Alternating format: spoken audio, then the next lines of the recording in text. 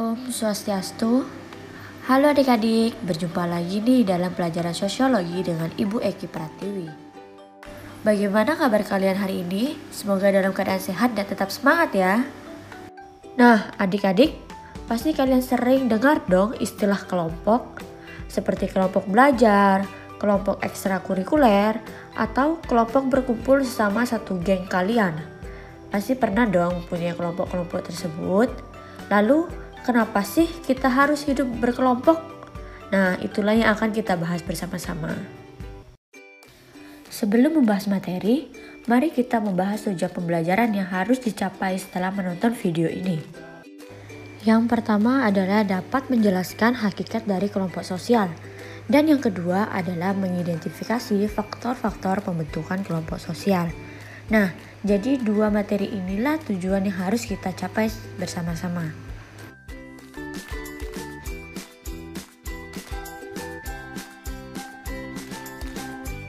Adik-adik, kita sebagai manusia tidak bisa hidup sendiri dan kita selalu membutuhkan bantuan dari orang lain.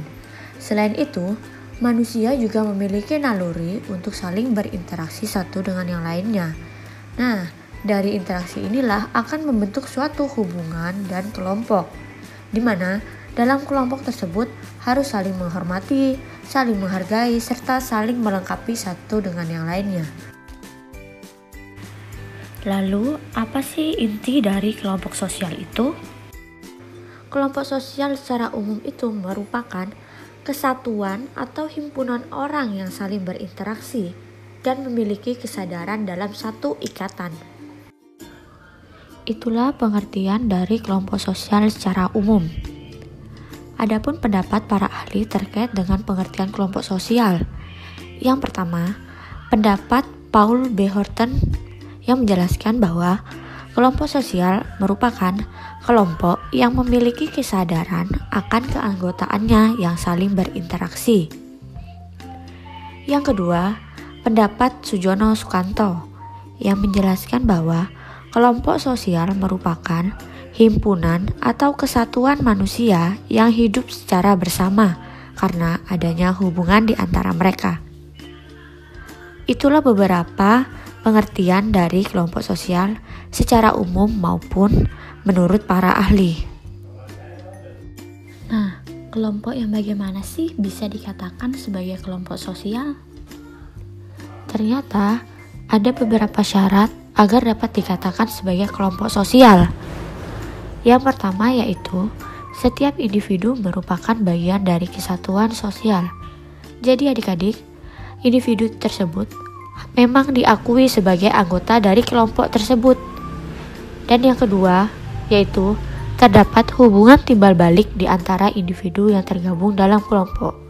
Nah, jika tidak ada timbal balik, maka dia tidak bisa dinamakan dengan kelompok sosial. Yang ketiga yaitu bersistem dan berproses. Dalam kelompok sosial itu pasti ada prosesnya. Dan yang keempat yaitu adanya faktor-faktor yang sama dan dapat mempererat hubungan individu yang tergabung di dalam kelompok. Nah, yang terakhir yaitu berstruktur, berkaidah, dan mempunyai pola perilaku. Dari beberapa syarat tersebut, pasti kalian sudah tahu dong contoh dari kelompok sosial. Sebenarnya, dari kecil kita sudah tergabung di dalam kelompok sosial. Contohnya keluarga. Keluarga ini adalah contoh sederhana dari kelompok sosial. Di dalam keluarga, itu setiap individu memang bagian dari keluarga tersebut dan memiliki struktur seperti ayah, ibu, kakak, dan juga adik.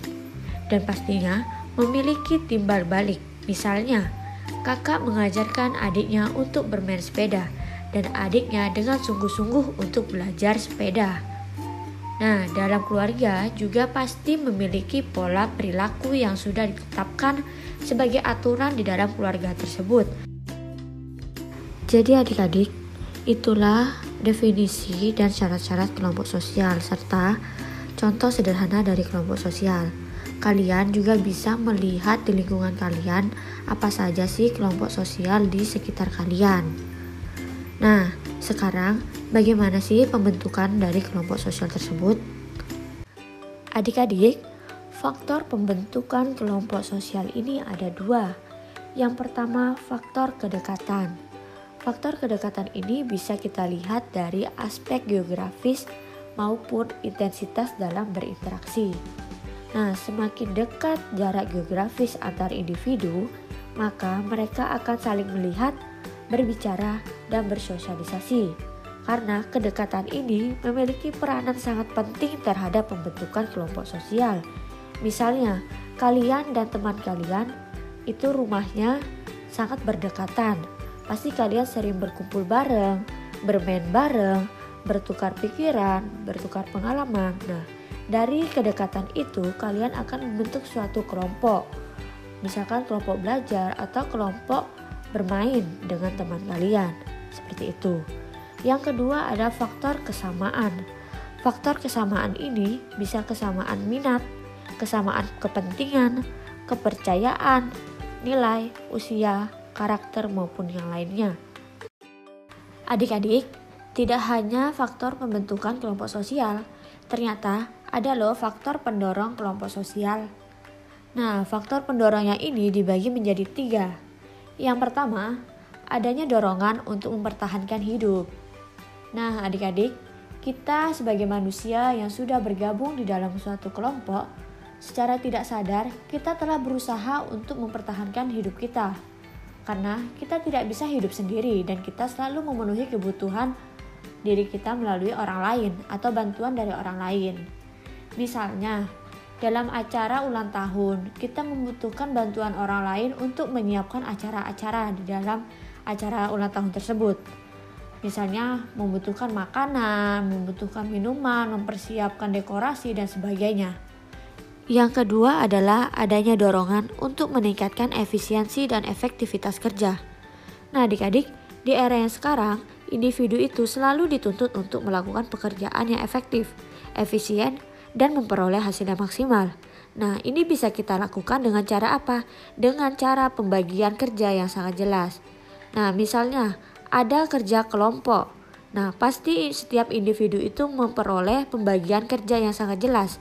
Ada ketuanya, ada wakil ketuanya, ada yang mencari materi, dan ada yang mengobservasi. Jadi setiap individu itu memperoleh tugasnya masing-masing. Nah, maka dari itu akan menghasilkan sesuatu yang maksimal. Nah, yang terakhir yaitu adanya dorongan untuk meneruskan keturunan. Nah, kita sebagai makhluk hidup pasti mempunyai sifat alamiah untuk meneruskan keturunan. Nah, dengan adanya keturunan itu akan membentuk suatu kelompok sosial.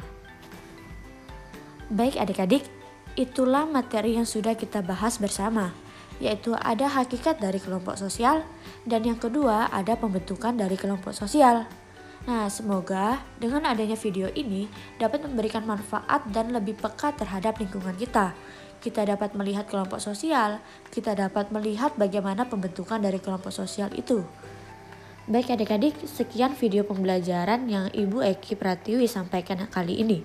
Semoga kita bisa berjumpa pada video pembelajaran berikutnya. Baik, Ibu tutup dengan para musanti. Om Santi Santi Santi Om.